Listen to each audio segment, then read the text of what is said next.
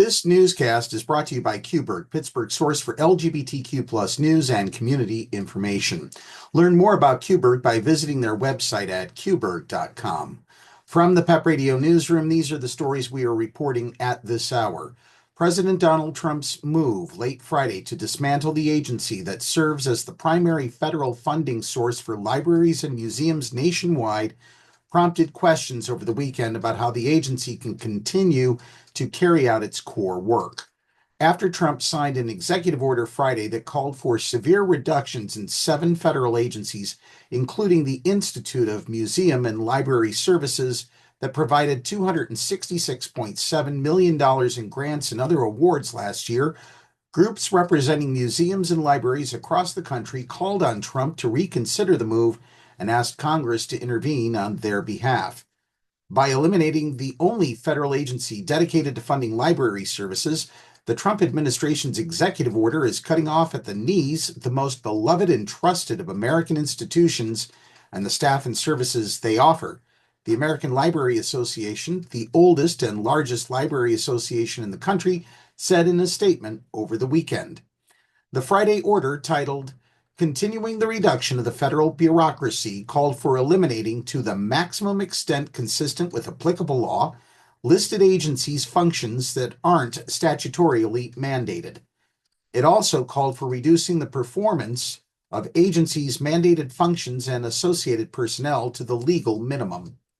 The Institute of Museum and Library Services, which Congress established in 1996, has a mission to advance, support, and empower America's museums, libraries, and related organizations through grant-making, research, and policy development.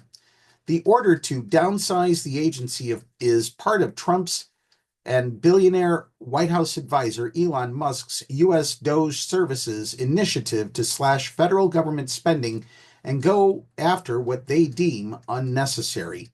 The American people elected President Trump to drain the swamp and end ineffective government programs that empower government without achieving measurable results, a White House fact sheet accompanying the order read.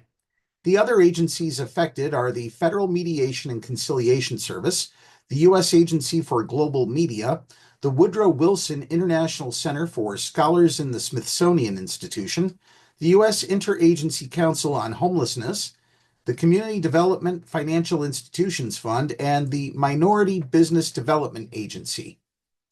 In other news, 82 Democratic members of the U.S. House have written a letter opposing President Donald Trump's policy refusing the issuance of passports that accurately reflect the gender identities of transgender, nonbinary, and intersex individuals.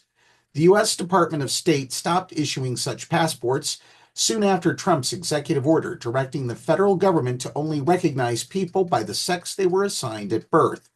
The letter is addressed to Russell Vought, the anti-trans architect of Project 2025, who now serves as the director of the Office of Management and Budget, which oversees every federal agency's funding and administrative functions. It warns that Trump's policy will decrease passport accuracy, will subject our transgender, non-binary, and intersex constituents to potential harassment and violence, and raise serious constitutional concerns. The 82 signatories noted that passports containing a gender marker that is inconsistent with the passport holder's legal name and the gender expression captured in their passport photos may increase confusion and complicate agents' responsibility to ensure the passport belongs to the passport holder, and also place Americans in dangerous and high-stress situations at passport controls overseas, jeopardizing their safety abroad and potentially increasing the workloads of consular officers who are tasked with sorting out international incidents involving U.S. travelers. The letter also notes that the State Department has allowed trans applicants to update their gender markers on their passports since 1992, dropped any surgical requirements to do so in 2010, and began issuing X gender markers on passports for non-binary and intersex people in 2022. That's the news at this hour. Be sure to download the Live 365 app to take PEP Radio with you wherever you go. Now back to more music on PEP Radio.